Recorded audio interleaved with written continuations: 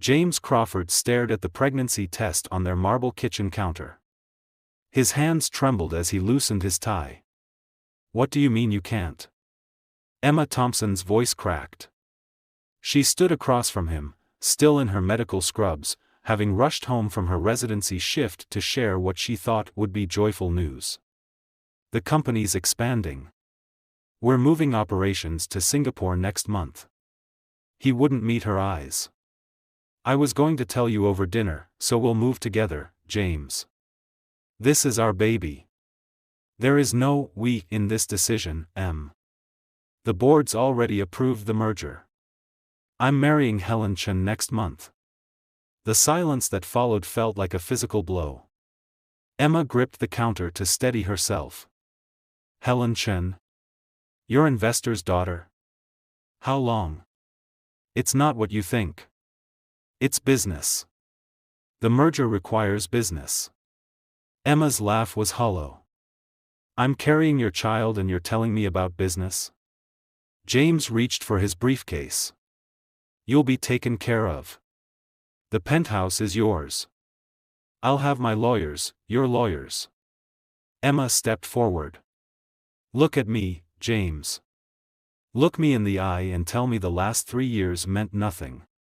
He finally met her gaze, and Emma saw something there that chilled her more than his words. Emptiness. The man she loved, the one who had proposed under the stars 6 months ago, was gone. "I'm sorry," he said, but the words were mechanical. He walked to the door, paused without turning. "The accounts will be transferred by morning. Don't try to contact me. James." Emma's voice broke. The door clicked shut.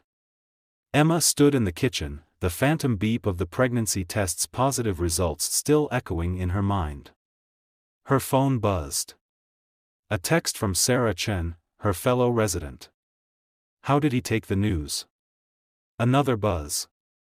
A news notification. Crawford Technologies announces merger with Chen Global. CEO James Crawford to wed Helen Chen in private Singapore ceremony. The room spun. Emma rushed to the bathroom, barely making it before she threw up. As she knelt on the cold tile, her hand instinctively went to her stomach. Her pager beeped. The hospital needed her, emergency surgery. Emma pushed herself up, splashed water on her face, and stared at her reflection. She was Dr. Thompson first, abandoned fiancé second. Her patients needed her. She grabbed her keys, then stopped at the kitchen counter. The pregnancy test still lay there, 2 pink lines stark against the white plastic. Emma pocketed it, evidence of the moment her life changed twice over.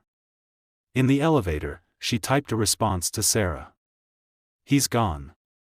I'll explain later. Heading to O3 now." The doors opened to the lobby, and Emma stepped out, shoulders back, head high. She had 9 months to figure out how to be a single mother. But right now, she had a life to save. Her phone buzzed one last time as she reached her car, a system notification. "Your access to the following accounts has been terminated." Emma deleted it without reading further. She had 12 hours left in her shift, a surgery to perform, and a future to rebuild. James Crawford had just made the biggest mistake of his life.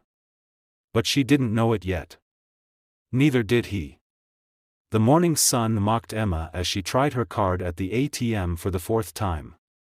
Account access denied. She leaned against the cool metal of the machine, exhaustion from her night shift mixing with rising panic.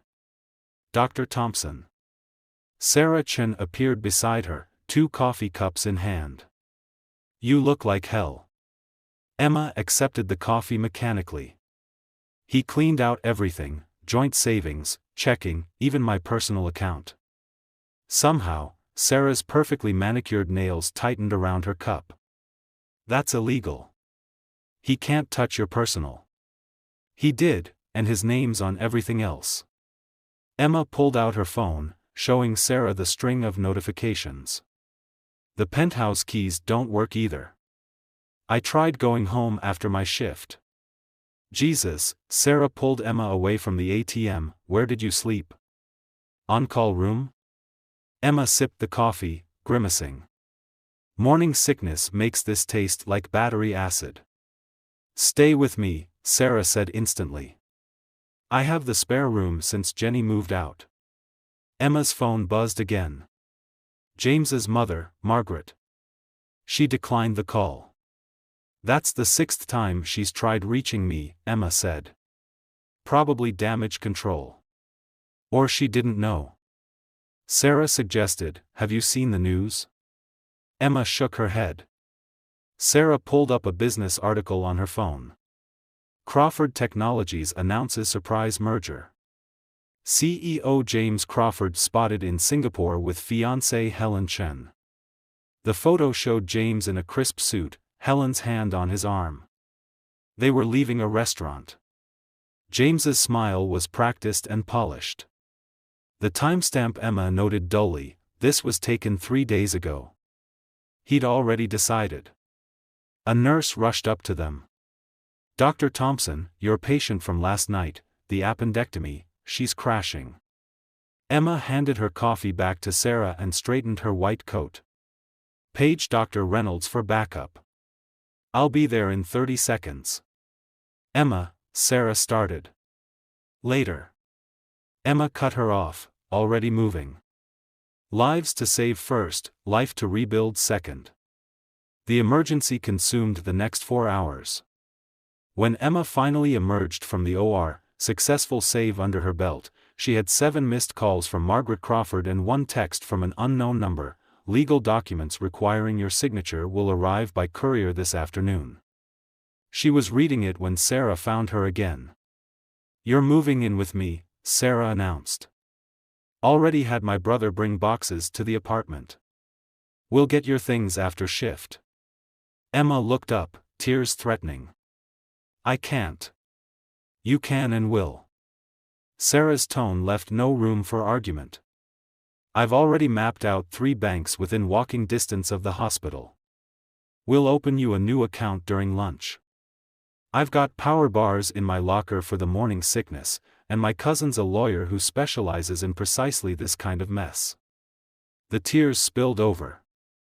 Don't you dare thank me, Sarah warned, pulling her into a hug. Just promise me something. Anything. When you're back on your feet, and you will be, we make him regret ever hearing the name Emma Thompson. Emma's pager went off again, another emergency.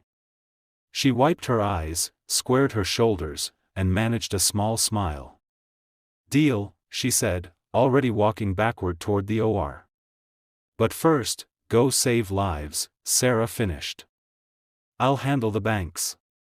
As Emma scrubbed in for her second emergency of the day, she made a silent promise to her unborn child. James Crawford might have taken their past, but he wouldn't define their future. She had 9 months to become strong enough for both of them. The scrub nurse caught her eye through the window. Ready, Dr. Thompson? Emma nodded, hands raised, mind clear. Ready. 3 months into her pregnancy, Emma sat in Sarah's living room, staring at a glossy magazine cover. James and Helen's wedding photos dominated the business section. Their Singapore ceremony, a perfect blend of East and West opulence. Stop torturing yourself, Sarah said, snatching the magazine away. Focus on this instead. She slid a letter across the coffee table.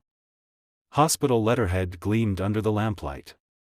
Regarding your research proposal on minimally invasive pediatric surgical techniques. They approved it. Emma straightened. Full funding. You're now officially leading your own research team. Sarah grinned. While somebody was busy getting married in Singapore, somebody else was revolutionizing pediatric surgery. Emma's phone buzzed, Margaret Crawford again. After dozens of ignored calls, she'd taken to sending texts, please let me help. This isn't what I wanted for you or my grandchild. Emma blocked the number. Your mother called the hospital again, Sarah mentioned carefully. She's still insisting you move back to Boston. Not happening. Emma rubbed her Emma had gotten used to these weekly papers requiring signatures, each more complex than the last. Her new lawyer, Sarah's cousin Michael, reviewed each one. Standard NDA, he'd explained about the first batch. He's buying your silence about the pregnancy. He can't. Emma had replied, no, he can't.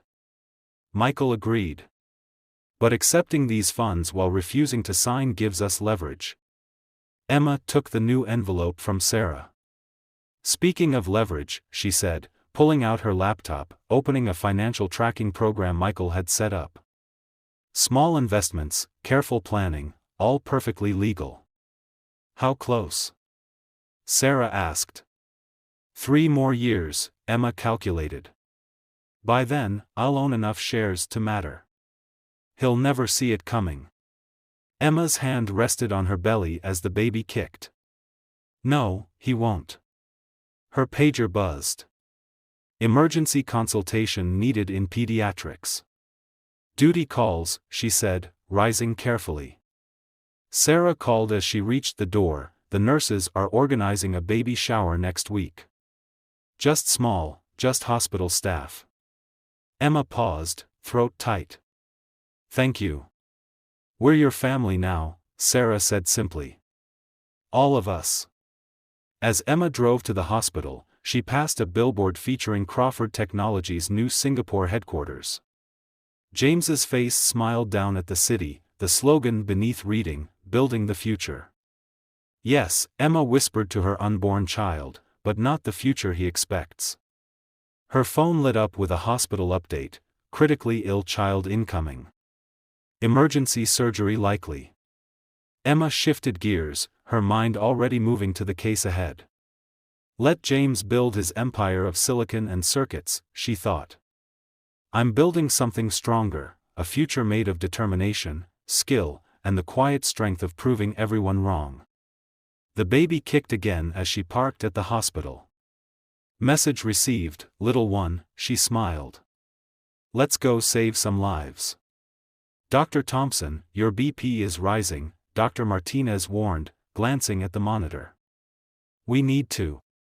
I know exactly what my BP is doing, Emma snapped, hands deep in a patient's chest cavity. And I'm not leaving this or until this child's heart is beating properly. She was 39 weeks pregnant, technically on maternity leave, but had come in for a consultation when the emergency case arrived, a 6-year-old with a rare cardiac condition. Emma, let me take over, Sarah spoke from the other side of the operating table.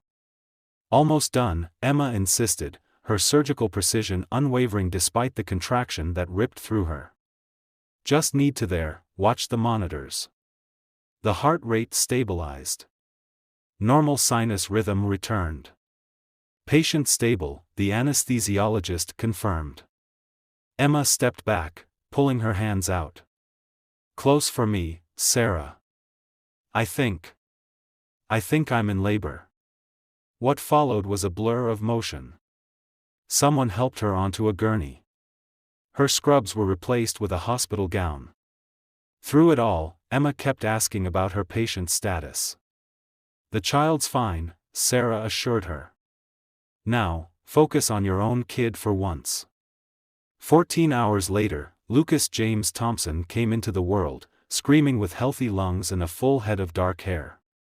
He looks like him, Emma whispered, holding her son for the first time. He looks like you, Sarah corrected firmly. Strong, stubborn, already proving people wrong by arriving during surgery. A knock at the door made them both tense, but it was just a nurse holding a massive flower arrangement. These came for you, Dr. Thompson, the card read simply, congratulations. Margaret Crawford. How did she? Emma began. Hospital gossip? Sarah sighed.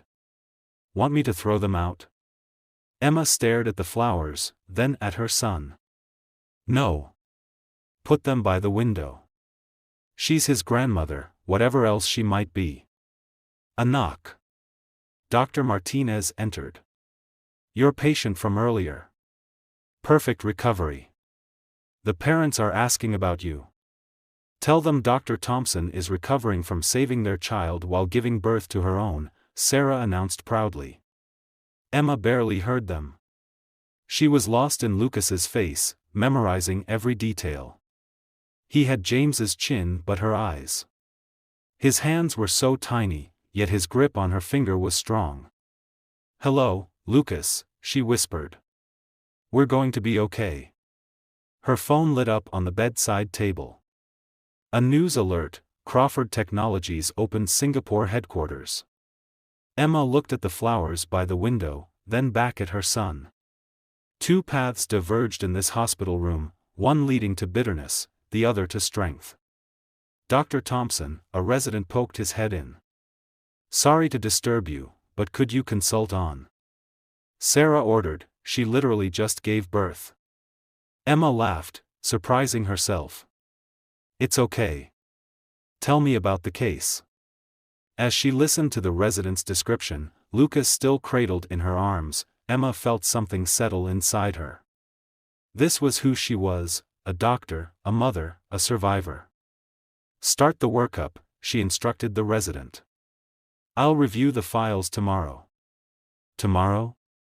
Sarah exclaimed. "Emma, you can't." "Watch me," Emma adjusted Lucas in her arms. "We'll do rounds from the wheelchair if we have to, right, little one?" Lucas yawned in response, and for the first time since James left, Emma felt completely, absolutely certain. They were going to be more than okay.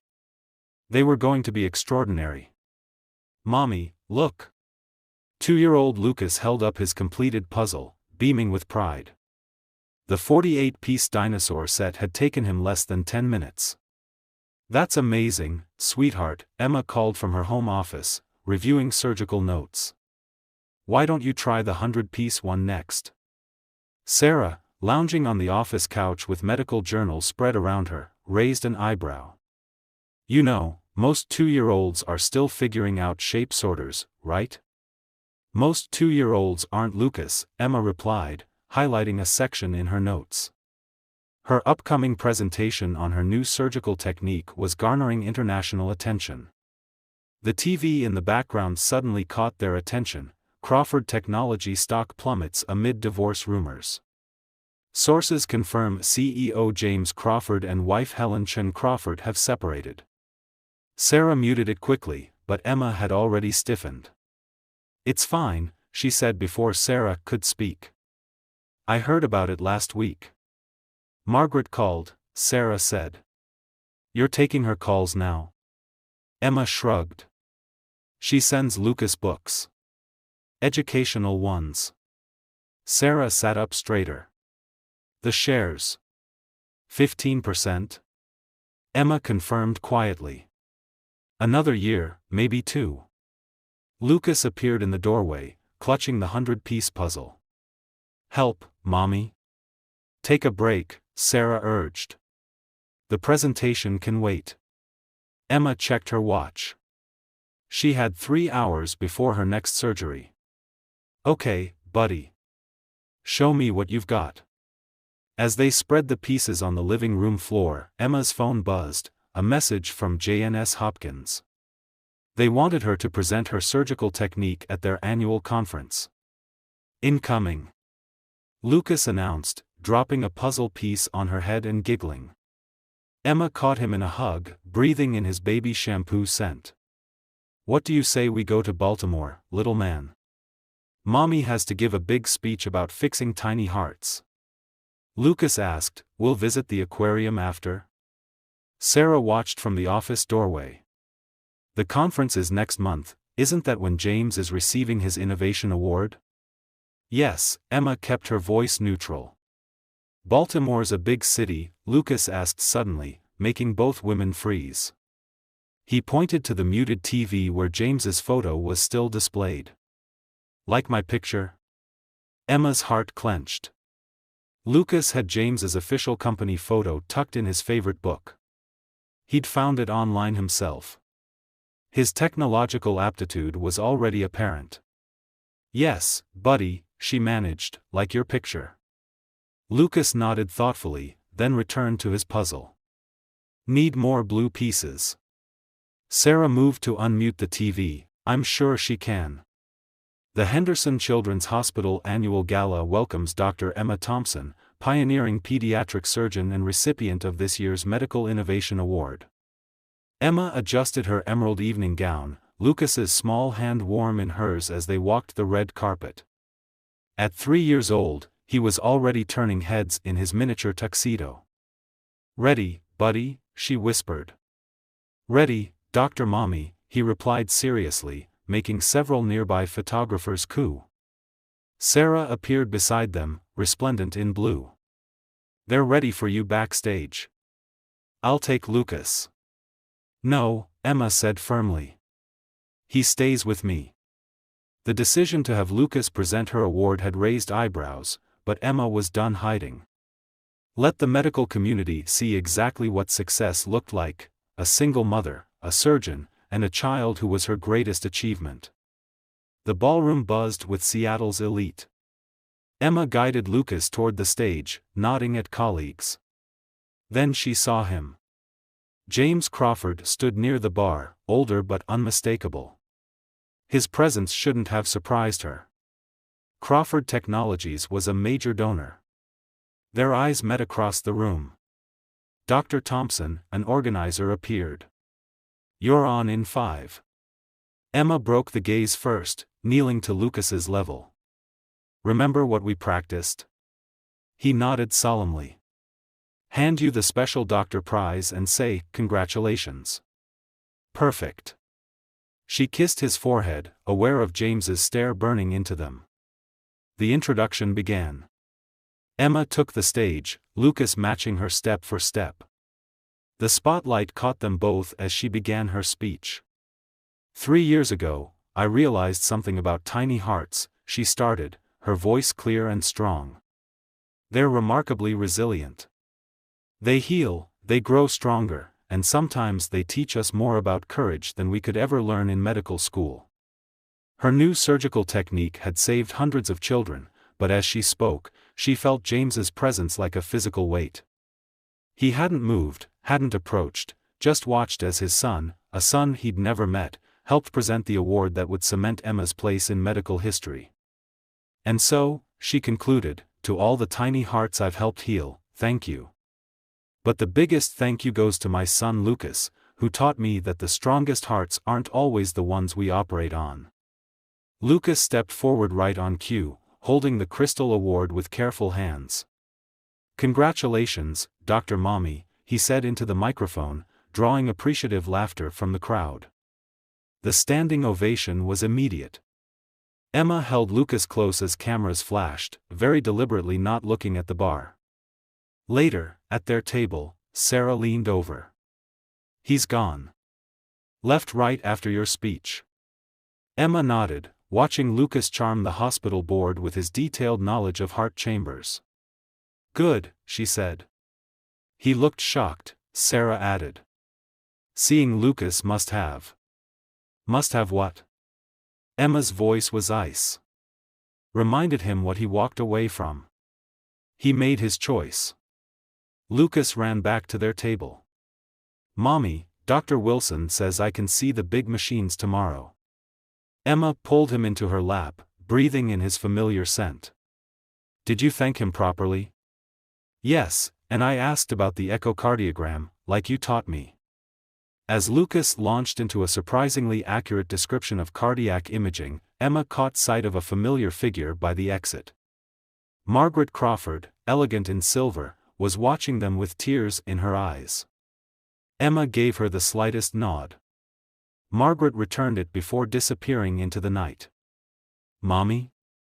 Lucas tugged her sleeve. "Can we go see the fish tank again?" "Of course, baby." Emma stood, taking his hand.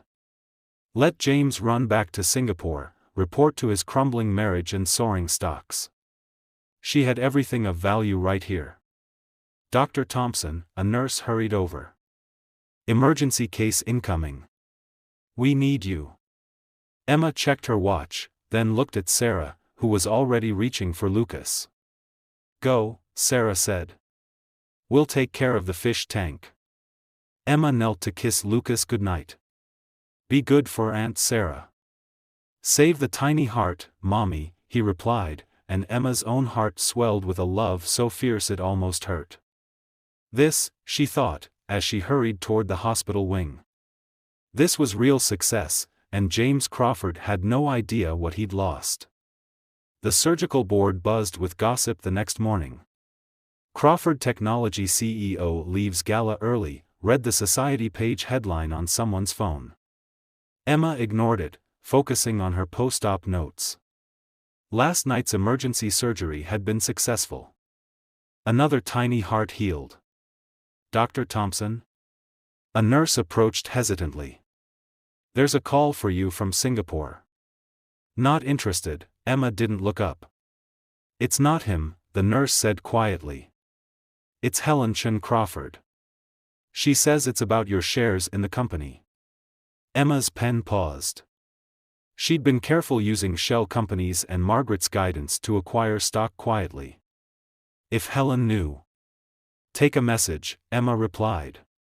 She also mentioned something about Margaret Crawford's condition. Emma's head snapped up. What condition? Stage 4 pancreatic cancer. Sarah's voice came from behind. I just got the labs. Margaret's being admitted here today. The pen snapped in Emma's hand, blue ink staining her fingers. How long? Months, maybe weeks. Sarah handed her a tissue. She's requesting you as her doctor. Emma laughed hollowly.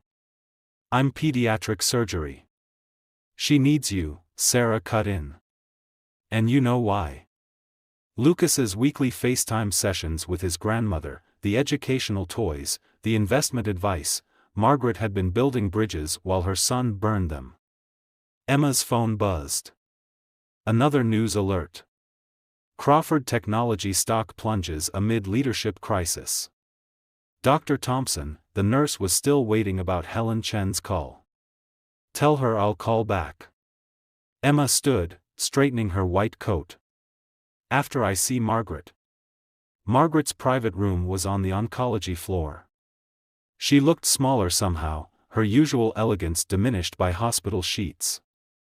I wondered who would tell you first, Margaret said by way of greeting.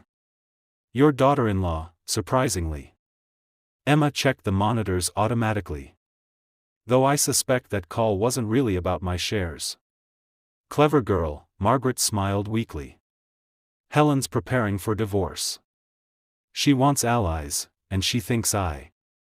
Emma stopped, understanding dawning. She wants to force James out. The board split. Your shares could tip the balance. Margaret reached for Emma's hand. But that's not why I'm here. I know. Emma squeezed her hand gently. Lucas will want to see you. James doesn't know about any of it. Margaret's eyes filled. The cancer, the divorce plans, Lucas's gifts. Do you want him to? What I want, Margaret said carefully, is to see my grandson while I still can. The rest. She waved a frail hand. The rest is business. Emma's pager buzzed. Another emergency. Go, Margaret said, but Emma, when Helen calls again, listen carefully. Sometimes revenge and justice look remarkably similar. Emma paused at the door.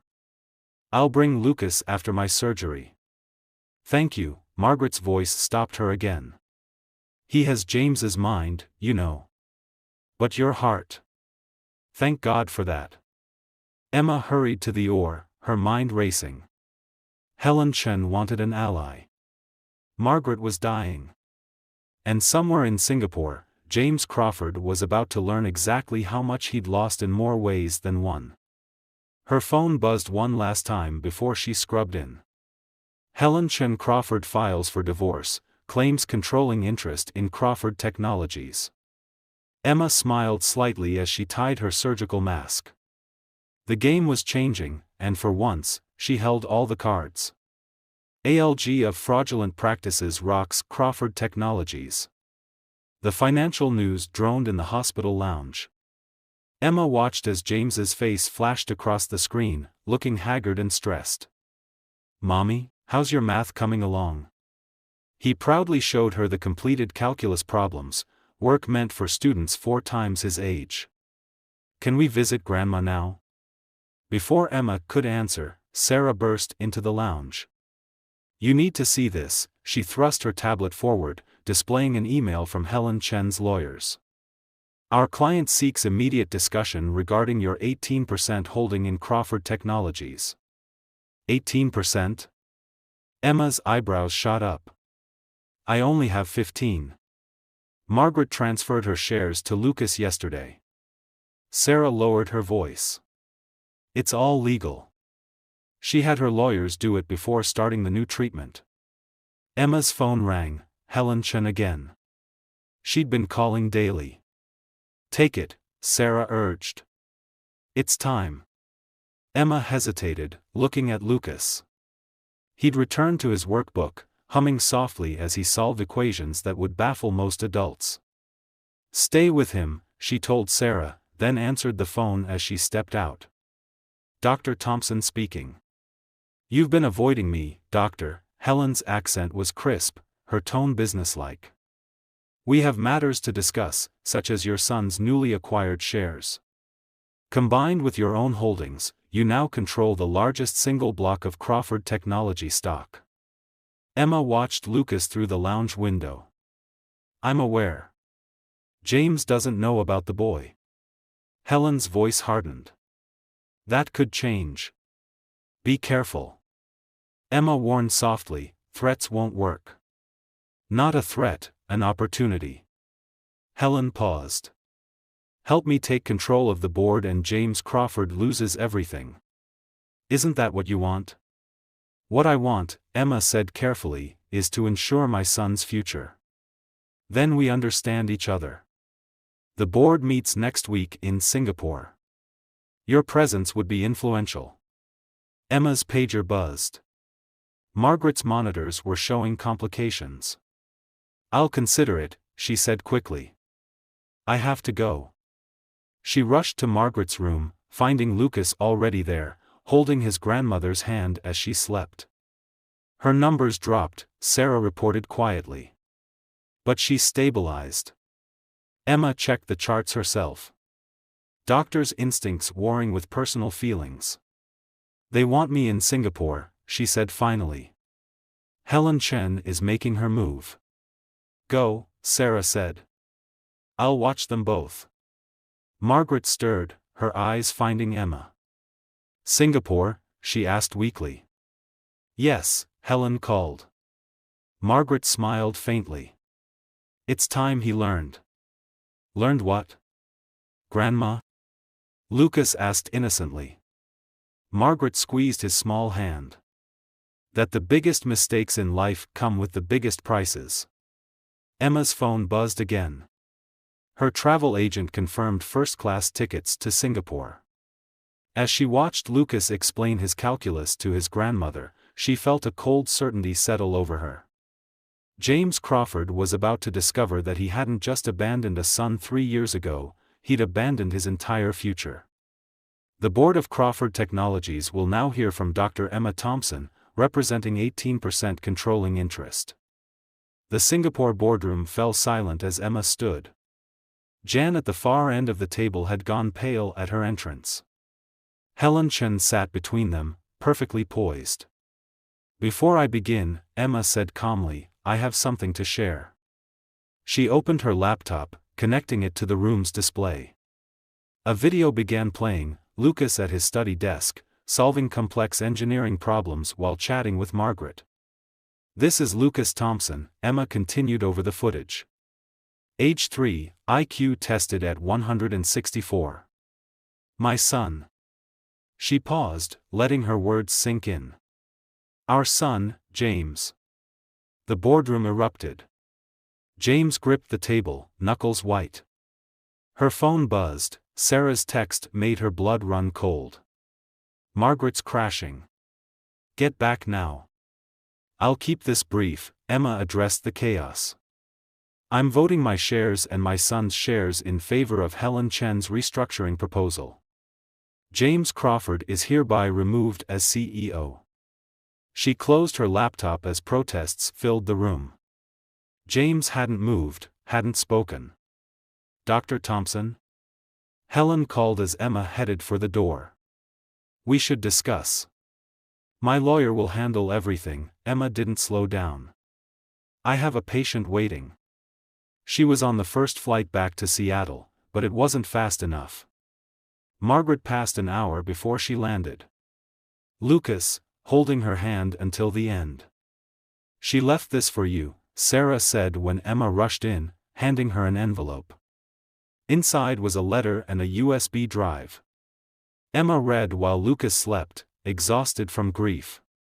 Dearest Emma, by now the board meeting is over. I hope you showed them our boy's brilliant mind. It's my last gift to you, proof that James threw away not just love, but legacy. The drive contains everything: James's original merger documents, the backdated marriage license with Helen, the irregular stock transfers.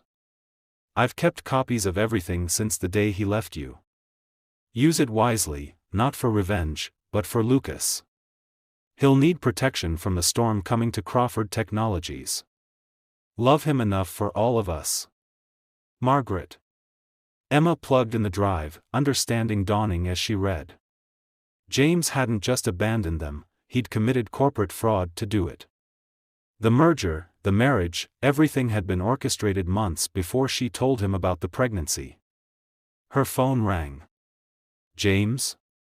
Don't, Sarah warned, but Emma answered. Silence filled the line. Why? James finally asked. You lost the right to questions 3 years ago. Emma watched Lucas sleep. The company's Helen now. The truth is yours to deal with. Emma, please, James said. Goodbye, James. She hung up, blocking his number one final time. Sarah touched her shoulder. What now? Emma looked at the medical journal on her desk, her latest surgical innovation on the cover, then at Lucas, brilliant and beautiful, and completely untouched by his father's shadow. Now, Emma smiled sadly. Now we honor Margaret's last wish. We keep building something better than he ever could. Her pager buzzed, emergency surgery needed.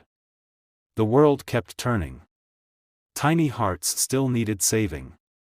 Somewhere in Singapore, James Crawford was finally learning the true cost of his choices. Your request for visitation rights has been denied, Emma read the court documents in her office. Lucas's 4th birthday party invitation, sitting unopened beside them. 3 weeks had passed since Margaret's funeral.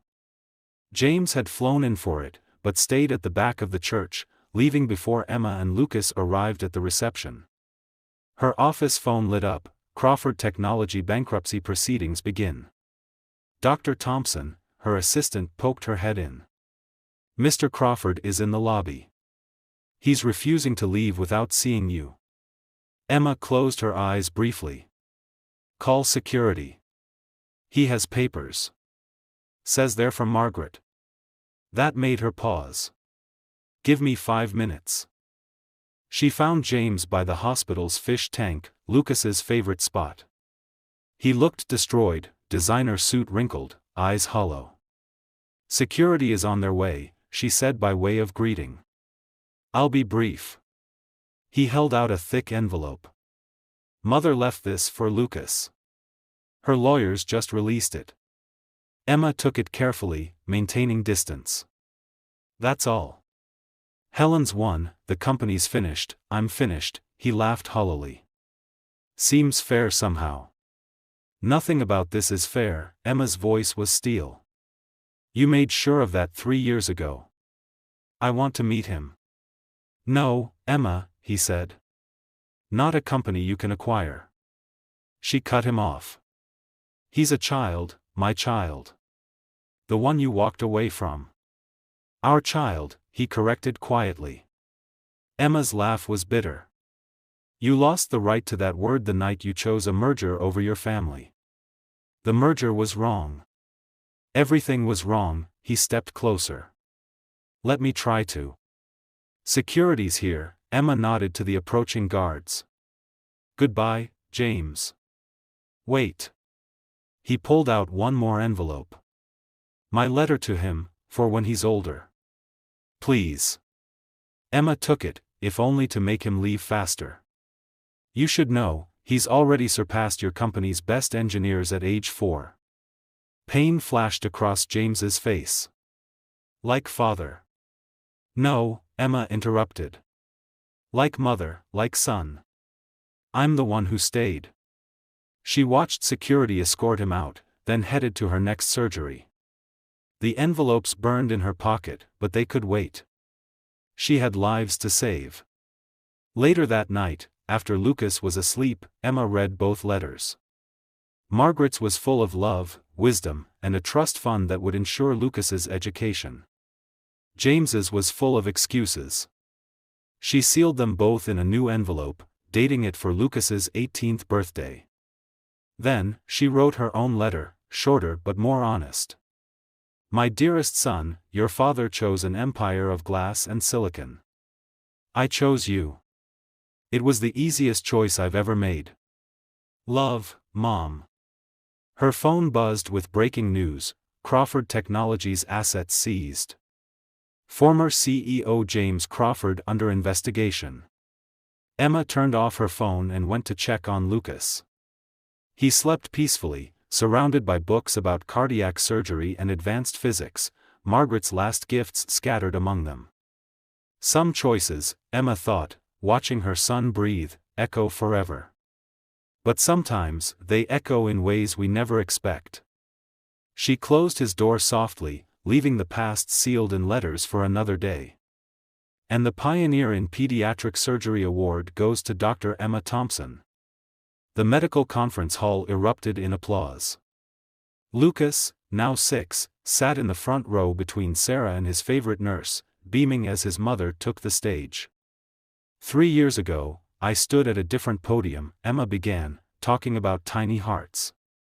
Today, I want to talk about bigger ones, the ones that keep beating despite every obstacle.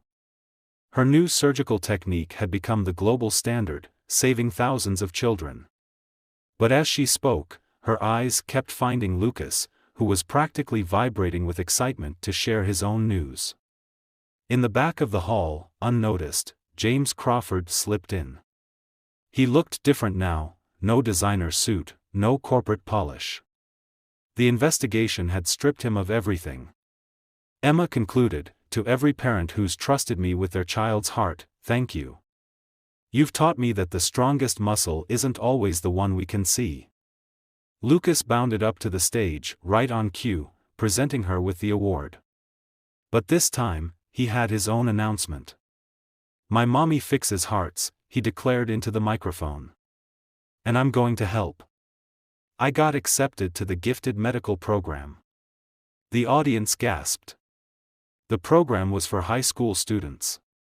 Lucas was 6. Emma hugged him close, feeling tears prick her eyes. That's right, baby. We'll fix them together. Later, at the reception, Sarah nudged her. He's gone again. Emma nodded, watching Lucas explain cardiac anatomy to amazed medical students. Good, she said. Sarah handed her a newspaper clipping.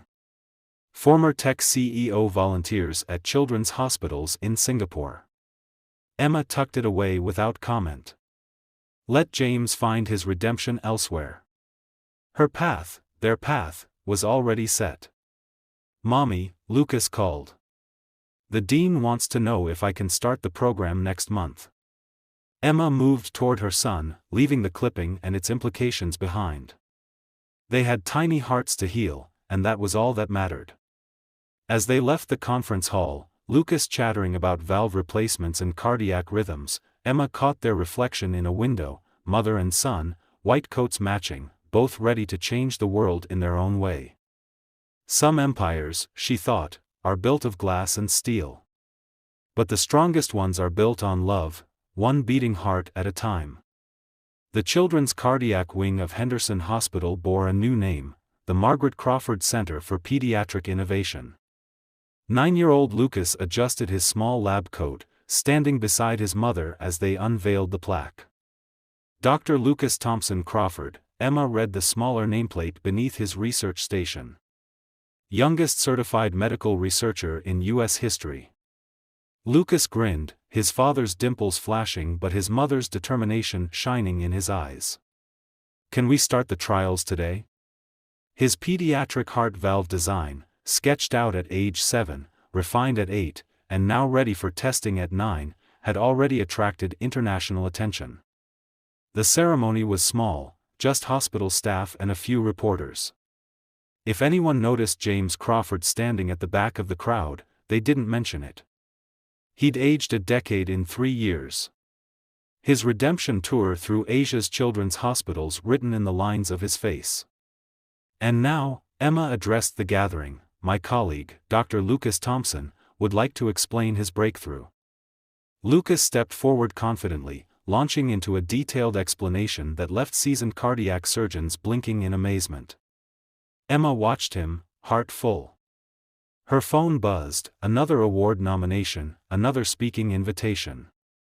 She'd long since lost count. But those weren't her greatest achievements.